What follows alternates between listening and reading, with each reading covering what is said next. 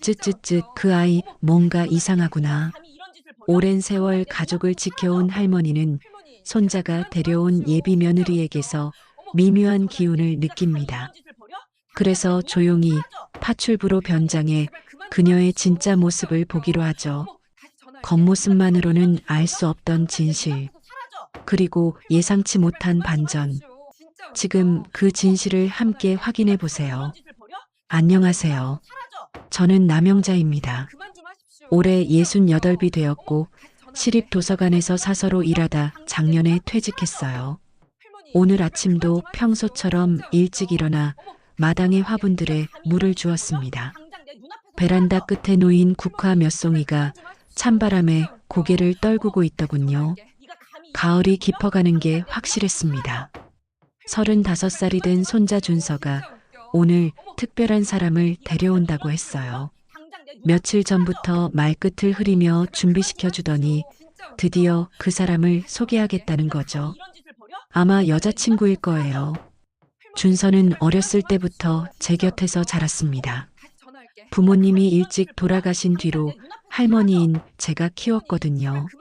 착하고 순진한 아이였어요. 지금도 초등학교에서 아이들을 가르치며 성실하게 살고 있습니다. 그런데 요즘 들어 자꾸 걱정이 되더군요. 35이 되도록 연애 경험이 별로 없어서 그런지 사람을 너무 쉽게 믿는 것 같아요. 세상에는 좋지 않은 의도를 가진 사람들도 있다는 걸 모르는 것 같아서 마음이 불편했습니다. 오후 3시쯤 현관문이 열렸어요. 할머니 왔어요. 준서의 목소리가 들렸습니다. 평소보다 조금 들뜬 것 같았어요. 거실로 나가니 옆에 젊은 여성이 서 있었습니다. 할머님, 안녕하세요. 최윤아라고 합니다. 그 여성이 정중하게 인사했어요. 키가 작지 않고 단정한 옷차림이었습니다. 얼굴도 예쁘고 말투도 차분했어요. 첫인상은 나쁘지 않았습니다. 아, 그래요. 윤아 씨, 자주 들었어요. 할머니, 윤아가 스타트업을 같이 운영하고 있어요. 정말 똑똑한 사람이에요. 준서가 자랑스럽게 말했습니다. 그 모습을 보니 정말 좋아하는 게 확실했어요. 앉아서 편하게 이야기해요. 거실 소파에 앉으며 윤아 씨를 자세히 봤습니다. 화장은 진하지 않았고 옷도 고급스럽지만 화려하지는 않았어요. 손목시계도 적당한 브랜드였고 가방도 너무 비싸 보이지 않았습니다. 겉으로는 분수를 아는 사람 같았어요. 할머님께서 도서관에서 오래 일하셨다고 들었어요. 정말 존경스러워요. 별거 아니에요. 그냥 책 정리하고 사람들 도와주는 일이었거든요. 아니에요. 그런 일이야말로 정말 중요한 거죠. 윤아 씨는 예의 바르게 대답했습니다. 그런데 잠깐 시선이 거실을 둘러보는 것 같았어요. 벽에 걸린 그림이나 장식장을 유심히 보더군요. 이 집 정말 좋네요. 언제부터 여기 사셨어요? 갑자기 집에 대한 질문이 나왔습니다. 조금 의외였어요. 한 20년 정도 됐을까요? 준서 아버지가 어렸을 때 이사 왔으니까요. 아, 그러시구나. 이 동네가 요즘 많이 개발되고 있죠. 윤아 씨의 눈이 잠깐 반짝였어요. 마치 무언가를 계산하는 듯한 표정이었습니다. 할머님, 혹시 다른 부동산도 있으신가요? 이번에는 직접적인 질문이었어요. 준서가 당황한 듯 윤아 씨를 쳐다봤습니다. 윤아야, 그런 건 왜 물어봐? 아, 죄송해요. 제가 부동산 쪽 일도 조금 하다 보니까 습관적으로 물어봤어요. 윤아 씨가 웃으며 사과했습니다. 하지만 그 웃음이 조금 어색해 보였어요. 차를 마시며 이런저런 이야기를 나눴습니다. 윤아 씨는 스타트업 사업에 대해 열심히 설명했어요. 앱 개발을 한다고 하더군요. 말도 조리 있게 잘하고 똑똑한 것 같았습니다. 그런데 자꾸 집안 이야기로 화제를 돌리려 하는 것 같았어요. 할머님은 자녀분이 준서 아버지 한 분뿐이셨나요? 네, 그래요. 그러면 나중에 이 모든 게 준서한테 가는 거네요. 이번에는 너무 노골적이었습니다. 준서의 얼굴이 빨개졌어요. 유나야, 그런 이야기는 좀 미안해요. 제가 너무 성격이 급한 것 같아요. 유나 씨가 다시 사과했지만 저는 마음이 불편해지기 시작했어요. 1시간 정도 지나서 그들이 돌아간 뒤 저는 혼자 거실에 앉아 생각에 잠겼습니다. 유나 씨의 첫인상은 나쁘지 않았어요. 예의도 바르고 말도 잘하고요. 하지만 뭔가 이상했습니다. 집과 재산에 대한 관심이 너무 많았어요. 처음 만난 자리에서 그런 걸 묻는 게 자연스럽지 않았습니다. 아무리 부동산 일을 한다고 해도 말이에요. 창밖으로 해가 지고 있었어요. 가로등이 하나둘 켜지기 시작했습니다. 마음 한편이 무거웠어요. 혹시 제가 너무 예민하게 생각하는 걸까요? 하지만 오랫동안 도서관에서 사람들을 많이 봐온 경험으로는 유나 씨에게 뭔가 계산적인 면이 있는 것 같았습니다. 준서는 그런 걸 전혀 모르는 것 같았어요. 유나 씨를 정말 좋아하고 있었거든요. 순진한 아이라서 사람의 속마음을 잘 모르는 것 같았습니다. 저녁을 준비하며 계속 고민했어요. 혹시 제가 괜한 걱정을 하는 건 아닐까요? 하지만 준서의 미래가 걸린 일이니까 그냥 넘어갈 수는 없었습니다. 밤이 깊어가며 결심했어요. 유나 씨에 대해 좀 더 알아봐야겠다고 말이에요. 물론 조심스럽게 준서가 모르게 해야 할 것 같았습니다. 유나 씨를 만난 지 사흘이 지났습니다. 그동안 계속 마음에 걸려서 잠이 잘 오지 않았어요. 아침 일찍 일어나 동네를 산책하며 생각을 정리해 봤습니다. 혹시 제가 너무 성급하게 판단하는 건 아닐까 하는 마음도 있었어요. 하지만 준서의 미래가 걸린 일이니까 그냥 넘어갈 수는 없었습니다. 무언가 확실하게 알아봐야겠다고 결심했어요. 오전 10시쯤 동네 미용실로 향했습니다. 그곳에는 제 고등학교 동창인 장옥분 씨가 있어요. 올해 70살이 된 옥분 씨는 이 동네에서 30년 넘게 미용실을 운영하고 있습니다. 동네 소식통이라고 할 수 있어요. 사람들 이야기를 많이 듣다 보니 자연스럽게 정보가 모이는 거죠. 미용실 문을 열고 들어가니 옥분 씨가 반갑게 맞아줬어요. 어머, 명자야. 오늘은 웬일이야. 옥분아, 잠깐 이야기 좀 하자. 옥분 씨와 저는 고등학교 때부터 친한 사이예요. 서로 말을 놓고 지내는 사이거든요. 다른 손님이 없는 걸 확인하고 의자에 앉았습니다. 무슨 일인데 그래? 우리 준서가 여자친구를 데려왔는데 그 사람에 대해 좀 알아보고 싶어서. 옥분 씨의 눈이 반짝였어요. 이런 이야기를 좋아하는 성격이거든요. 이름이 뭔데? 최윤아라고 해. 32살이고 스타트업을 한다고 하더라고. 옥분 씨가 잠깐 생각하는 표정을 지었어요. 뭔가 기억나는 게 있는 것 같았습니다. 최윤아, 혹시 키 크고 예쁘게 생긴 사람이야? 응, 맞아. 왜 아는 사람이야? 아, 그 사람 말이야. 내 단골 손님 중에 부동산 중개업 하는 분이 계시거든. 그분이 그런 이야기를 한 적이 있어. 옥분 씨의 목소리가 조금 낮아졌어요. 뭔가 좋지 않은 이야기가 나올 것 같은 예감이 들었습니다.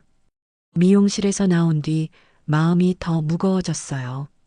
옥분 씨가 들려준 이야기가 계속 머릿속을 맴돌았습니다. 유나 씨가 몇 년 전부터 조건 좋은 남성들을 만나왔다는 소문이 있다는 거였어요. 집으로 돌아와서 점심을 먹으려는데 준서가 전화를 걸어왔습니다.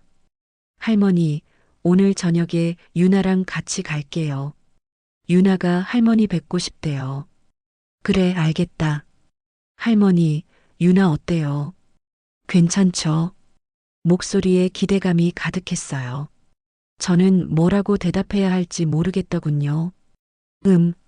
좋은 사람 같더라. 거짓말은 아니었어요. 겉으로는 정말 좋은 사람 같았거든요. 하지만 속을 알 수 없는 게 문제였습니다. 오후에 다시 옥분 씨에게 전화를 걸었어요. 좀 더 자세한 이야기를 듣고 싶었거든요. 옥분아, 아까 그 이야기 좀 더 자세히 해줄 수 있어. 그게 말이야, 확실하지는 않은데 소문으로 들은 게 있거든. 그 사람이 재벌가 아들들 명단 같은 걸 가지고 있다는 이야기가 있어. 뭐라고? 응. 홍기 놓친 재벌 남성들 리스트를 돌면서 조건 맞는 사람을 찾는다는 거야. 물론 확실한 건 아니고 소문이긴 한데. 전화를 끊고 나서 한동안 멍하니 앉아 있었습니다. 만약 그 소문이 사실이라면 준서는 그 리스트에 있는 사람 중 하나일 수도 있다는 생각이 들었어요. 저희 집이 재벌가는 아니지만 준서가 이 집을 물려받을 거라는 건 분명하거든요. 게다가 제가 도서관에서 퇴직하며 받은 퇴직금도 있고요. 준서가 교사라서 안정적인 직업을 가지고 있다는 것도 매력적으로 보일 수 있겠더라고요. 저녁 6시쯤 준서와 유나 씨가 왔습니다. 오늘은 지난번보다 더 신경 써서 옷을 입은 것 같았어요. 화장도 예쁘게 하고 향수 냄새도 은은하게 났습니다. 할머님, 안녕하세요. 어서 와요, 유나 씨. 이번에는 더 자세히 관찰해 봤어요. 유나 씨의 행동 하나하나를 놓치지 않으려고 했습니다. 저녁을 먹으며 대화를 나누는데 지난번과 비슷했어요. 계속 집과 재산에 관련된 이야기를 꺼내더군요. 이번에는 조금 더 교묘하게 물어보는 것 같았습니다. 준서 오빠가 정말 효자네요. 할머님을 이렇게 잘 모시고. 그럼요. 어려서부터 착한 아이였어요. 나중에 결혼해도 할머님과 같이 살 생각이세요. 갑자기 나온 질문이었어요. 준서가 당황한 표정을 지었습니다. 그런 건 나중에 생각해 봐야죠. 아, 그렇죠. 요즘은 신혼부부가 따로 사는 경우도 많으니까요. 유나 씨의 눈빛이 계산적으로 보였어요. 마치 이 집에서 나갈 방법을 생각하는 것 같았습니다. 그들이 돌아간 뒤 저는 거실에 혼자 앉아 있었어요. 창밖으로 가로등 불빛이 들어왔습니다. 마음이 답답하고 불안했어요. 옥분 씨가 해준 이야기와 오늘 본 유나 씨의 모습을 종합해 보니 확신이 들었습니다. 이건 단순한 연애가 아니었어요. 뭔가 계획적이고 계산된 만남인 것 같았습니다. 하지만 준서는 전혀 눈치채지 못하고 있었어요. 오히려 유나 씨에게 더 빠져드는 것 같았습니다. 순진한 아이라서 사람의 속마음을 모르는 거죠. 밤이 깊어가며 걱정이 더 커졌어요. 어떻게 해야 준서를 지킬 수 있을지 모르겠더라고요. 직접 말하자니 준서가 상처받을 것 같았고 그렇다고 가만히 있자니 불안했습니다. 침대에 누워서도 잠이 오지 않았어요. 천장을 바라보며 계속 생각했습니다. 이 일이 그냥 제 기우였으면 좋겠지만 지금까지 본 것들을 보면 그렇지 않은 것 같았어요. 내일은 좀 더 확실하게 알아봐야겠다고 생각했습니다. 혹시 다른 방법으로 유나 씨의 진짜 모습을 확인할 수 있을지 말이에요. 며칠 동안 고민한 끝에 결심을 내렸습니다. 유나 씨의 진짜 모습을 확인하려면 직접 봐야겠다고 생각했어요. 그런데 어떻게 접근해야 할지가 문제였습니다. 다시 옥분 씨를 찾아갔어요. 혹시 좋은 방법이 있을지 물어보려고 했거든요. 옥분아, 내가 그 사람 실제 모습을 보려면 어떻게 해야 할까? 옥분 씨가 잠깐 생각하더니 무릎을 쳤어요. 아, 좋은 방법이 있어. 우리 단골 손님 중에 가정 도우미 일하시는 분이 계시거든. 그분이 요즘 일손이 부족하다고 하던데. 그게 무슨 말이야? 명자야, 내가 청소 도우미로 가면 되잖아. 나이 들어 보이게 꾸미고 말이야. 처음에는 말도 안 된다고 생각했어요. 하지만 다른 방법이 없었습니다. 준서의 미래가 걸린 일이니까 해볼 만한 것 같았어요. 옥분 씨가 도와줬습니다. 평소보다 더 수수한 옷을 입고 화장도 진하게 안 했어요. 머리도 단순하게 뒤로 묶고 안경을 썼습니다. 거울을 보니 정말 청소하러 온 아주머니 같았어요. 옥분 씨의 단골 손님인 김 사장님이 소개해 주셨습니다. 유나 씨가 사는 오피스텔에 청소 도우미가 필요하다는 연락이 왔다고 하더군요. 마침 타이밍이 맞았던 거죠. 그날 오후 2시에 유나 씨가 사는 곳으로 갔습니다. 강남에 있는 꽤 고급스러운 오피스텔이었어요. 스타트업을 한다던 사람치고는 좋은 곳에 살고 있었습니다. 엘리베이터를 타고 12층에 올라갔어요. 초인종을 누르니 유나 씨가 문을 열었습니다. 집에서는 화장을 안 한 모습이었는데도 예뻤어요. 청소하러 오신 분이세요. 목소리가 차갑고 무뚝뚝했어요. 준서 앞에서 보던 다정한 모습과는 전혀 달랐습니다. 네, 그렇습니다. 들어오세요. 집 안으로 들어가니 생각보다 넓었어요. 거실과 침실, 주방이 분리되어 있었습니다. 그런데 정리가 전혀 안 되어 있었어요.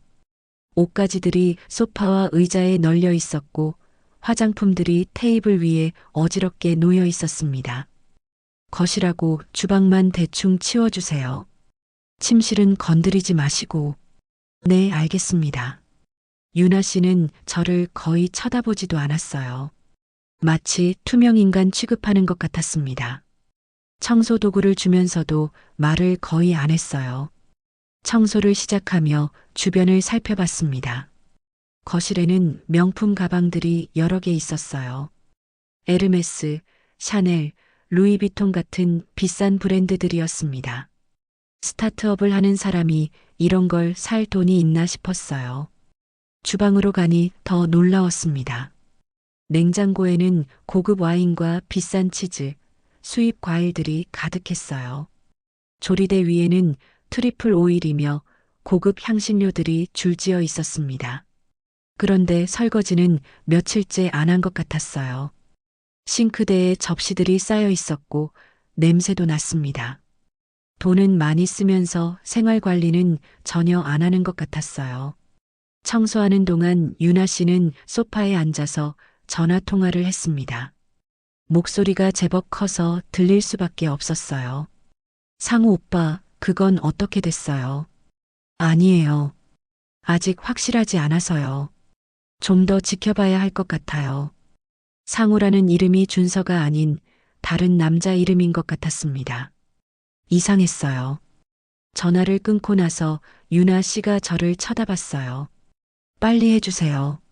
나가야 하는 일이 있어서요. 말투가 정말 차가웠습니다.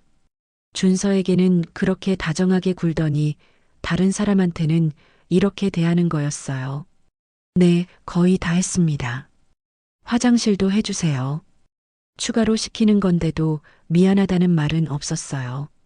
당연하다는 듯이 명령하듯 말했습니다. 화장실에 가니 고급 화장품들이 가득했어요. 디올, 톰포드, 라메르 같은 브랜드들이었습니다. 한 개에 몇십만 원씩 하는 것들이었어요. 어떻게 이런 걸 다 살 돈이 있는지 의문이었습니다. 그때 다시 전화벨이 울렸어요. 유나 씨가 받는 소리가 들렸습니다. 준서야, 응. 아니야, 집에서 쉬고 있어. 목소리가 갑자기 달달해졌어요. 아까 상우라는 사람과 통화할 때와는 완전히 달랐습니다. 할머님이 어때? 나 좋아하시는 것 같아. 그러게. 빨리 좋은 결과 있었으면 좋겠어. 좋은 결과라는 게 무슨 의미인지 알 것 같았어요. 아마 결혼을 빨리 하고 싶다는 뜻인 것 같았습니다. 청소를 끝내고 정리하는데 유나 씨가 돈을 주었어요. 수고하셨어요. 감정이 전혀 없는 목소리였습니다. 고맙다는 인사도 성의 없었어요. 집으로 돌아오는 길에 마음이 무거웠습니다. 오늘 본 유나 씨의 모습은 정말 충격적이었어요. 준서 앞에서 보여주던 모습과는 완전히 다른 사람이었습니다. 돈은 많이 쓰면서 남을 무시하고 이중적인 태도를 보이고 다른 남자와도 연락하고 있었어요. 이런 사람과 우리 준서가 결혼하면 어떻게 될지 뻔했습니다. 집에 와서 옥분 씨에게 전화를 걸었어요. 옥분아, 정말 심각해. 왜 뭘 봤는데? 오늘 본 것들을 자세히 이야기해 줬습니다. 옥분 씨도 놀라더군요. 어머, 그럼 정말 나쁜 사람이네. 그러게. 이제 어떻게 해야 할까? 준서한테 말해야지. 하지만 그게 쉽지 않을 것 같았어요. 준서가 믿어줄까 싶었습니다.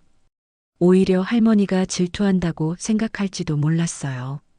저녁을 먹으며 계속 고민했습니다.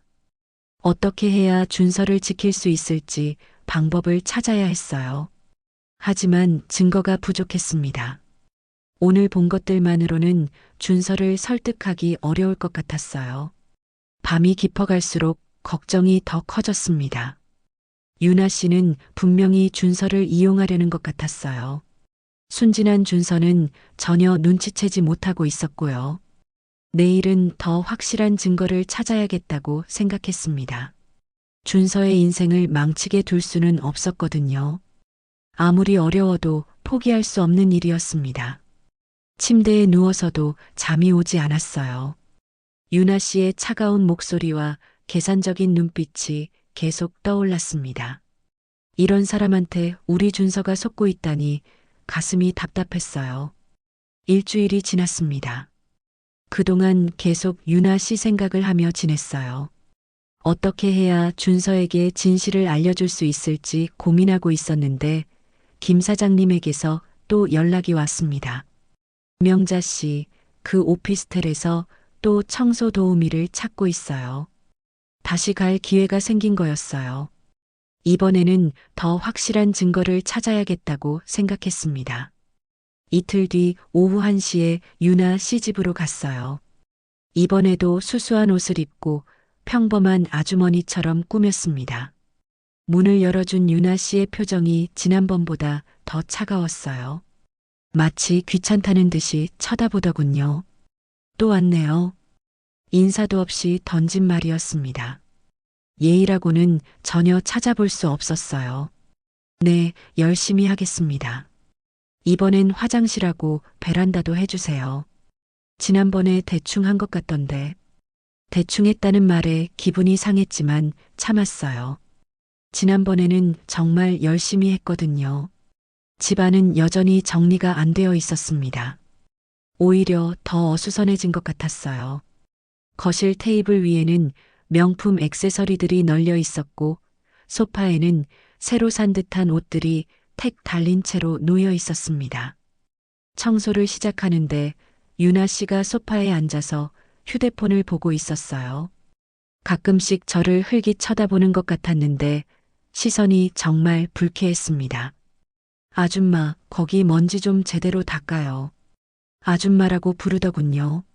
나이가 있는 사람에게 쓰는 말이긴 하지만 말투가 너무 무례했어요. 네, 알겠습니다. 참고 대답했습니다. 하지만 마음속으로는 화가 나고 있었어요.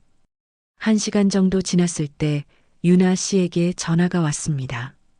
상우라는 이름이 화면에 떴어요. 지난번에도 들었던 그 이름이었습니다. 상우 오빠. 목소리가 갑자기 달콤해졌어요. 완전히 다른 사람이 된 것 같았습니다. 응, 잘 되고 있어. 그 멍청한 교사놈은 완전히 넘어갔어. 멍청한 교사놈이라는 말에 온몸이 경직됐어요. 우리 준서를 그렇게 부르고 있었던 거였습니다. 할머니도 별거 없어. 돈만 주면 뭐든 하는 늙은이야. 제가 청소 도우미인 줄 알고 하는 말이었겠지만 정말 충격적이었어요. 사람을 그렇게 부를 수 있나 싶었습니다. 이번 투자는 정말 대박일 거야. 시댁 재산이 생각보다 괜찮더라고. 투자라는 말을 썼어요. 결혼을 사랑이 아닌 투자로 생각하고 있었던 거였습니다. 손에 든 걸레가 떨렸어요. 하지만 들키면 안 되니까 계속 청소하는 척 했습니다. 그래, 결혼하면 그 늙은이는 적당히 병들게 두고 내가 중심이 될 거야. 귀를 의심했어요. 저를 병들게 두겠다는 말을 하고 있었던 거였습니다. 교사 월급이야 얼마 안 되지만 안정적이잖아. 게다가 집도 물려받을 거고. 응, 알겠어.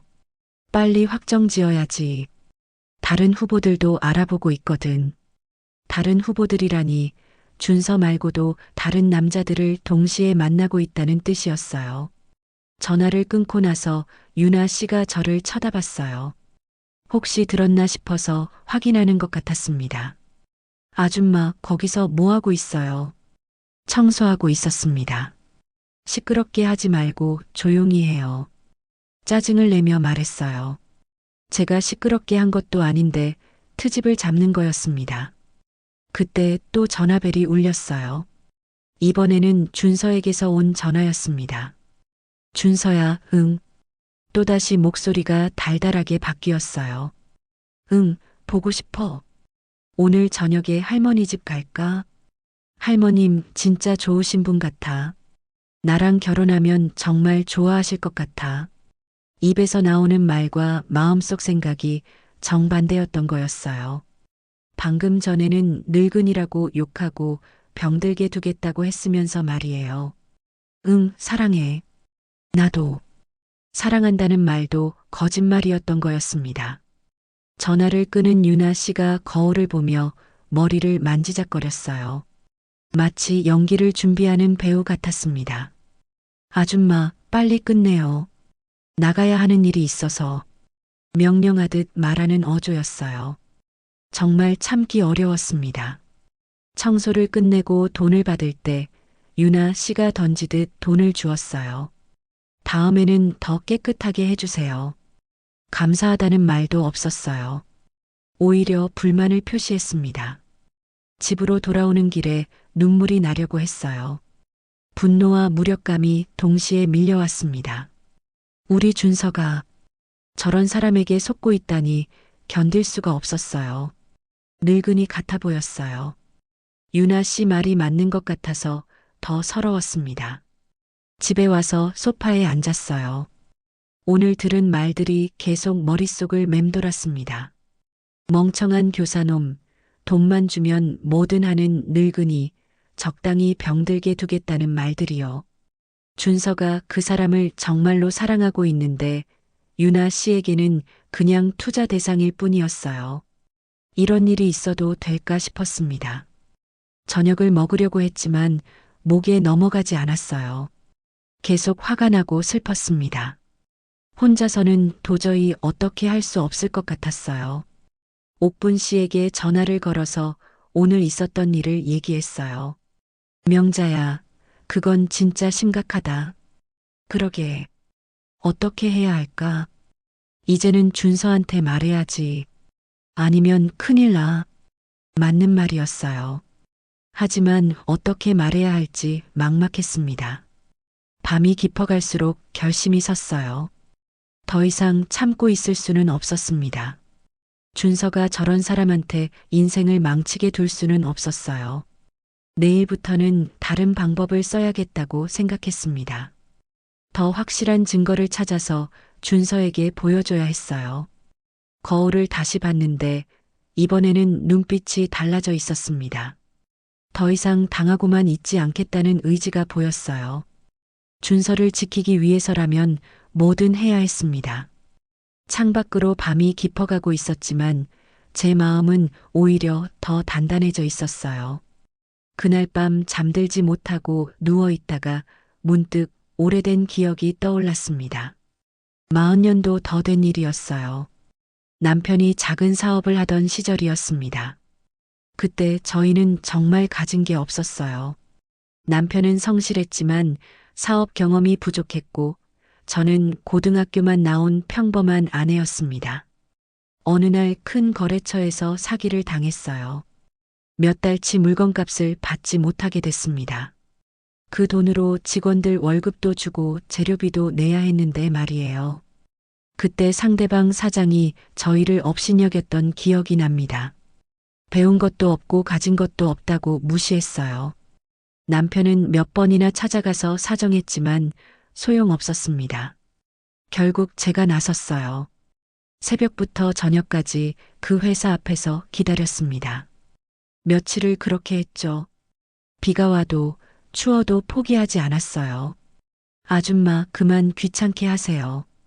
그 사장이 저를 그렇게 불렀어요. 지금 유나 씨가 저를 부르는 것과 똑같은 말투였습니다.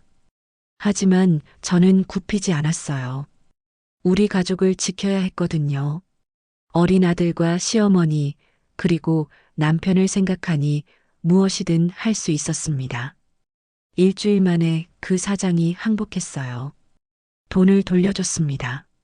나중에 들어보니 주변에서 저 아줌마 무섭다는 소문이 났다고 하더군요. 그때 깨달았어요. 진심으로 지키고 싶은 게 있으면 못할 게 없다는 걸 말이에요. 창밖을 보니 새벽이 밝아오고 있었습니다. 40년 전 그때보다 지금이 더 힘들지는 않을 것 같았어요. 오히려 나은 편이었습니다. 그때는 정말 아무것도 없었거든요. 돈도 지식도 인맥도 없었어요. 하지만 지금은 다릅니다. 세상 경험도 쌓였고 옥분 씨 같은 친구도 있고 무엇보다 상황을 파악할 수 있는 지혜가 생겼어요. 유나 씨는 저를 늙고 무력한 할머니라고 생각하고 있을 거예요. 돈만 주면 뭐든 하는 사람이라고 무시하겠죠. 하지만 틀렸습니다. 저는 평생 소중한 것들을 지켜왔어요. 남편의 사업도, 아들의 미래도, 그리고 지금은 손자의 행복도 지켜내야 했습니다. 침대에서 일어나 거실로 나갔어요. 벽에 걸린 가족 사진을 봤습니다. 돌아가신 남편과 아들, 그리고 어린 준서의 모습이 있었어요. 이번에도 지켜낼 거야. 혼잣말을 했습니다. 목소리에는 확신이 담겨 있었어요. 과거에 비하면 지금 상황은 오히려 쉬울지도 모른다는 생각이 들었습니다. 상대방이 누군지도 알고 어떤 계획을 가지고 있는지도 파악했거든요. 유나 씨는 제가 단순한 할머니인 줄 알겠지만 저는 인생의 풍파를 다 겪어본 사람이었어요. 젊은 나이에 시어머니 모시고 사업 실패 극복하고 홀로 아이 키우며 살아온 사람이었습니다. 이제 마지막 임무가 남았어요. 준서를 지키는 일 말이에요. 새벽 공기를 마시며 마음을 다잡았습니다. 오늘부터는 달라져야 했어요. 더 이상 당하고만 있을 수는 없었습니다. 거울을 보니 눈빛이 예전과 달라져 있었어요. 40년 전 그 사장 앞에서 포기하지 않던 그때의 눈빛이었습니다. 준서의 미래를 위해서라면 뭐든 할 준비가 되어 있었어요. 새벽에 결심을 다진 뒤 본격적으로 움직이기 시작했습니다. 먼저 옥분 씨에게 연락했어요. 옥분아, 나 좀 도와줘. 정말 중요한 일이야. 뭔데 그래? 목소리가 달라졌네. 유나 씨에 대해 더 자세히 알아봐야 해. 내가 아는 사람들한테 물어봐 줄 수 있어. 옥분 씨는 흔쾌히 도와주겠다고 했어요. 오랜 친구라서 제 마음을 알아주는 거였습니다. 이틀 뒤 옥분 씨가 중요한 소식을 가져왔어요. 명자야, 큰일 났어. 진짜 심각한 얘기 들었어. 미용실에서 만나 자세한 이야기를 들었습니다. 옥분 씨의 단골 손님 중에 부동산 업계에서 일하는 분이 계시는데 그분이 들려준 이야기였어요. 유나 씨가 투자자들 돈을 빼돌리고 있다는 소문이 있대. 스타트업이라고 하면서 실제로는 그 돈을 자기 생활비로 쓰고 있다는 거야. 정말이야. 응. 그리고 더 심각한 건 상우라는 남자가 있잖아. 그 사람이 투자사 임원인데 유나 씨랑 연인 사이래. 모든 게 연결되기 시작했어요. 유나 씨가 전화 통화에서 상우 오빠라고 부르던 그 사람이 실제로는 연인이었던 거였습니다. 그럼 우리 준서는 완전히 속고 있는 거지. 그 사람들이 짜고 치는 고스톱이야. 옥분 씨의 말을 들으니 모든 상황이 이해됐어요. 유나 씨는 상우라는 남자와 연인 관계를 유지하면서 동시에 준서와는 결혼을 통해 재산을 노리고 있었던 거였습니다. 증거가 있어야 할 텐데 그것도 알아봤어. 내 지인이 사진 찍는 일 하는데 도움을 받을 수 있을 것 같아. 며칠 뒤부터 본격적인 증거 수집에 나섰습니다. 옥분 씨의 지인인 사진사 김 선생님의 도움을 받았어요. 오랫동안 탐정 일을 해온 분이었습니다. 할머님, 이런 일은 신중하게 해야 해요. 상대방이 눈치채면 안 되거든요. 김 선생님이 전문적인 조언을 해줬어요. 유나 씨의 행동 패턴을 파악해서 증거를 잡기로 했습니다. 일주일 동안 관찰한 결과 패턴이 보이기 시작했어요. 유나 씨는 매주 화요일과 금요일에 강남의 한 호텔에서 상우라는 남자와 만나고 있었습니다. 드디어 결정적인 순간이 왔어요. 김 선생님이 호텔 로비에서 그들의 모습을 포착했습니다. 사진에는 유나 씨와 상우라는 남자가 친밀하게 포옹하는 모습이 선명하게 찍혀 있었어요. 이 정도면 충분한 증거죠. 김 선생님이 자신 있게 말했어요. 사진뿐만 아니라 동영상도 있었습니다. 두 사람이 손을 잡고 엘리베이터에 타는 모습까지 찍힌 거였어요. 그런데 더 충격적인 증거가 나왔습니다. 옥분 씨의 또 다른 지인이 가져온 정보였어요. 명자야, 유나 씨 회사 투자자 중에 내 아는 사람이 있어. 그분이 돈을 못 받고 있다는 거야. 얼마나? 2천만 원이나 돼. 사업 투자금이라고 받아놓고 연락이 안 된대. 투자 사기까지 치고 있었던 거였어요. 준서와의 결혼은 그런 문제들을 덮기 위한 수단이었을지도 모른다는 생각이 들었습니다. 더 많은 정보를 수집하기 위해 김 선생님과 함께 유나 씨 회사를 알아봤어요. 주소로 찾아가 보니 작은 공유 오피스 한 켜어만 빌려 쓰고 있었습니다. 스타트업이라고 하기에는 너무 초라하네요. 김 선생님이 고개를 저었어요. 제대로 된 사업을 하는 곳 같아 보이지 않았습니다. 며칠 뒤에는 더 결정적인 증거가 나왔어요. 유나 씨가 상우라는 남자와 함께 고급 레스토랑에서 식사하는 모습이었습니다. 그런데 대화 내용이 가장 충격적이었어요. 김 선생님이 특수 장비로 녹음한 내용에는 그들의 계획이 고스란히 담겨 있었습니다. 교사랑 결혼하면 안정적이잖아. 그리고 할머니 재산도 나중에는 다 내 거고. 그래도 조심해야 해. 들키면 안 되니까. 괜찮아. 그 할머니는 나이 들어서 아무것도 모르는 것 같던데. 제가 아무것도 모른다고 생각하고 있었던 거였어요. 너무 우습기도 하고 화가 나기도 했습니다. 모든 증거가 모아졌습니다.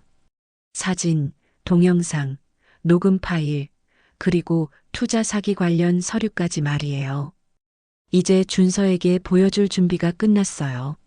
하지만 어떻게 말해야 할지가 문제였습니다. 너무 충격적인 내용이라서 준서가 받아들이기 어려울 것 같았어요. 옥분 씨와 상의해 봤어요. 명자야, 이제는 말해야 해. 더 늦으면 정말 큰일 난다.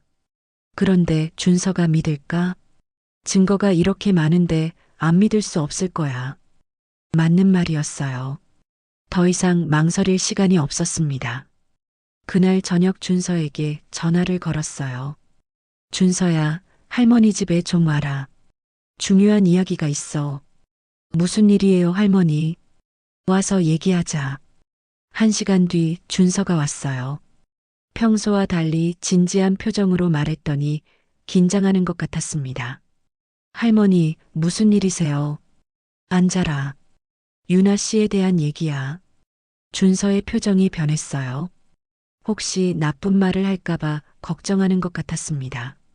책상 위에 준비해둔 사진들을 꺼냈어요. 유나 씨와 상우라는 남자가 함께 있는 모습들이었습니다. 이게 뭐예요? 준서의 목소리가 떨렸어요. 사진을 보고 충격을 받은 것 같았습니다. 유나 씨가 다른 남자와 만나고 있어. 그것도 연인 사이로. 준서가 고개를 흔들었어요. 믿고 싶지 않다는 표정이었습니다. 아니에요, 할머니. 이건 오해일 거예요. 하지만 녹음 파일을 들려주자 준서의 얼굴이 창백해졌어요. 유나 씨의 목소리로 자신을 멍청한 교사라고 부르는 말을 들은 거였습니다. 이럴 수가. 준서가 주저앉았어요. 모든 것이 거짓이었다는 걸 깨달은 거였습니다. 준서가 증거들을 본 지 사흘이 지났습니다. 그동안 준서는 큰 충격에 빠져 있었어요. 하지만 다행히 저를 원망하지는 않았습니다. 오히려 미리 알게 해준 것에 고마워했어요. 할머니, 어떻게 해야 할까요? 준서가 무력하게 물었습니다. 유나 씨에게 바로 따질지 아니면 조용히 헤어질지 고민하고 있었어요. 상견례를 하자. 네. 유나 씨 부모님을 만나는 자리 말이야. 거기서 모든 걸 정리하는 게 좋겠다. 준서가 놀란 표정을 지었어요. 상견례라니 전혀 예상하지 못했던 제안이었던 거죠. 할머니, 그럴 필요 있나요? 그냥 헤어지면 되는데. 아니야. 제대로 된 마무리가 필요해. 그 사람이 또 다른 사람들을 속일 수도 있거든. 준서는 망설였지만 결국 제 뜻을 따라주었어요. 유나 씨에게 연락해서 상견례를 제안했습니다.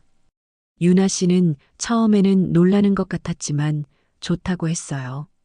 아마 결혼이 성사될 거라고 생각했을 겁니다. 상견례 날짜를 이번 주 토요일로 정했습니다. 장소는 강남의 한 호텔 레스토랑이었어요. 유나 씨가 제안한 곳이었는데 아마 비싼 곳에서 만나고 싶었던 것 같았습니다. 그날까지 저는 마지막 준비를 했어요. 증거 자료들을 정리하고 옥분 씨와 김 선생님께도 미리 연락드렸습니다. 혹시 모를 상황에 대비하기 위해서였어요. 토요일 오후 2시 호텔 레스토랑에 도착했습니다. 준서와 함께 갔는데 둘 다 긴장하고 있었어요. 유나 씨는 이미 와 있었습니다.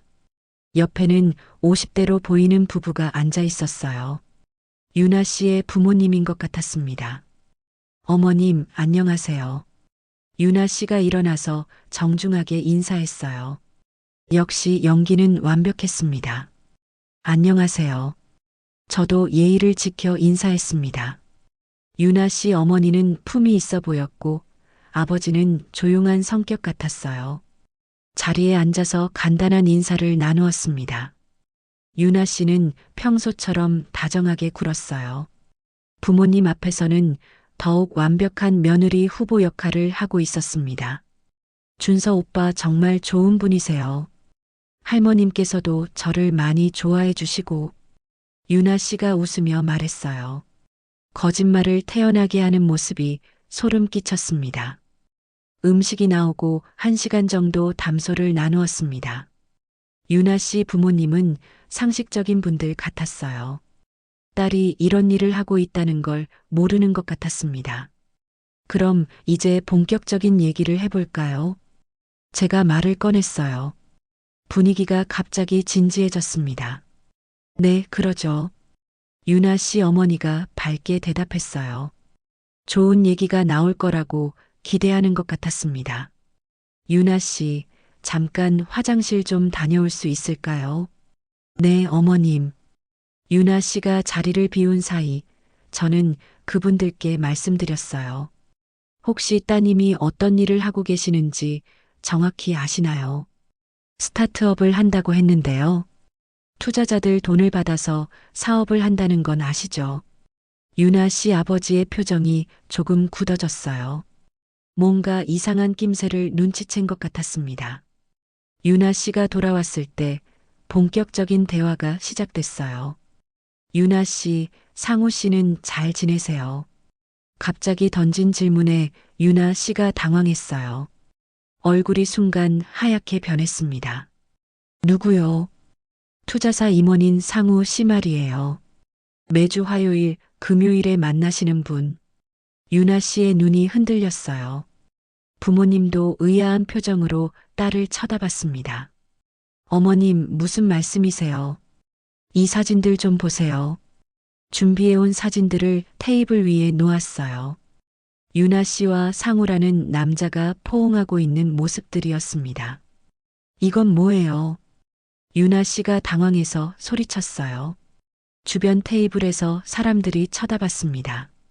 따님이 다른 남자와 연인 관계를 유지하면서 우리 준서와는 결혼을 하려고 했던 것 같은데요. 유나 씨 부모님의 얼굴이 땅에 떨어져라 했어요. 딸의 진실을 처음 알게 된 것 같았습니다. 그리고 이건 녹음 파일이에요. 휴대폰으로 녹음된 대화를 틀어줬어요. 유나 씨가 준서를 멍청한 교사라고 부르고 할머니 재산을 노린다는 내용이 흘러나왔습니다. 이건 조작이에요. 유나 씨가 소리쳤지만 자신의 목소리가 나오는 걸 부인할 수는 없었어요. 투자 사기건은 어떻게 설명하실 건가요? 이번에는 투자금 횡령 관련 서류를 보여줬어요. 여러 명의 투자자들로부터 받은 돈을 개인 용도로 사용한 내역들이었습니다. 유나야, 이게 정말이니? 유나 씨 어머니가 떨리는 목소리로 물었어요. 딸을 믿고 싶지만 증거가 너무 확실했습니다. 유나 씨는 한동안 말이 없었어요. 그러다가 갑자기 울음을 터뜨렸습니다. 죄송해요. 정말 죄송해요. 결국 모든 걸 자백했어요. 상우와의 관계도, 투자금 횡령도, 준서와의 결혼이 재산 목적이었다는 것도 말이에요. 준서는 충격에 빠져 아무 말도 하지 못했어요. 아직도 믿어지지 않는다는 표정이었습니다. 정말 미안해요, 준서 오빠. 처음엔 정말 그럴 마음이었는데 점점. 그만해요. 준서가 조용히 말했어요. 더 이상 듣고 싶지 않다는 듯이요. 유나 씨 부모님은 깊게 고개를 숙이며 사과했어요. 딸을 제대로 가르치지 못했다면서 말이에요. 정말 죄송합니다. 저희가 딸 교육을 잘못했습니다. 아니에요. 부모님 잘못이 아니에요. 저는 진심으로 말했어요. 좋은 분들 같았거든요. 레스토랑을 나오며 유나 씨가 마지막으로 말을 걸어왔어요. 어머님, 정말 죄송해요. 그리고 어떻게 다 알게 되셨어요? 너를 돈만 주면 뭐든 하는 늙은이라고 했지. 유나 씨의 얼굴이 창백해졌어요. 자신이 한 말을 기억해낸 거였습니다. 사람을 너무 우습게 봤어. 그 말을 남기고 준서와 함께 자리를 떠났어요. 집으로 돌아오는 길에 준서가 말했어요. 할머니, 정말 고마워요. 할머니가 아니었으면 큰일 날 뻔했어요. 괜찮다. 이제 끝났어. 마음이 한결 가벼워졌어요. 긴 전쟁이 끝난 기분이었습니다. 그날 밤 옥분 씨에게 전화해서 모든 일이 끝났다고 전했어요. 명자야, 정말 잘했어. 너 정말 대단해. 창밖으로 밤하늘이 맑게 보였어요. 오랫동안 마음에 걸렸던 짐을 내려놓은 기분이었습니다. 그 일이 있고 난 지 석 달이 지났습니다. 계절이 바뀌어 다시 봄이 왔어요. 마당의 화분들에서 새싹들이 돋아나고 있었습니다. 저는 다시 도서관에 나가기 시작했어요. 퇴직했지만 봉사활동으로 주 이틀 정도 아이들에게 책을 읽어주는 일을 하고 있습니다. 오랫동안 해왔던 일이라서 마음이 편했어요. 할머니, 오늘은 무슨 책 읽어주실 거예요? 꼬마들이 몰려와서 물어봤어요. 해맑은 얼굴들을 보니 기분이 좋았습니다. 오늘은 진짜 사랑에 대한 이야기를 해줄까? 아이들이 눈을 반짝였어요. 사랑 이야기를 좋아하거든요. 준서도 많이 달라졌어요. 처음 며칠은 정말 힘들어했지만 시간이 지나면서 차차 회복되었습니다. 오히려 더 성숙해진 것 같았어요. 할머니, 정말 고마워요. 준서가 자주 그런 말을 했어요. 유나 씨 일로 상처를 받았지만 더 큰 상처를 받기 전에 알게 된 것에 감사한다고 하더군요. 이제 사람을 보는 눈이 생겼을 거야. 네. 겉모습만 보면 안 된다는 걸 배웠어요. 준서가 학교에서 만난 새로운 선생님 얘기를 가끔 해요. 이번에는 조급하게 생각하지 않고 천천히 알아가고 있다고 했습니다. 어제는 옥분 씨와 함께 동네를 산책했어요. 그때 우연히 유나 씨를 봤습니다. 많이 초라해 보였어요. 투자 사기건으로 법적 문제가 생겼다는 소문을 들었거든요. 명자야, 별로 안 좋아 보이네. 옥분 씨가 말했어요. 저는 별다른 감정이 들지 않았습니다. 자기가 한 일의 결과를 받는 거지. 미워하지도 않았어요. 그저 당연한 결과라고 생각했습니다. 오늘 저녁 준서가 집에 왔어요. 요즘 자주 와서 같이 저녁을 먹어요. 예전보다 더 자주 찾아오는 것 같았습니다. 할머니, 제가 요리할게요. 준서가 부엌에서 음식을 준비했어요. 간단한 찌개였지만 정성이 들어가 있었습니다. 밥을 먹으며 이런저런 얘기를 했어요. 학교 일, 동네 소식, 앞으로의 계획 같은 것들이었어요. 할머니, 저 이번 일로 많이 배웠어요.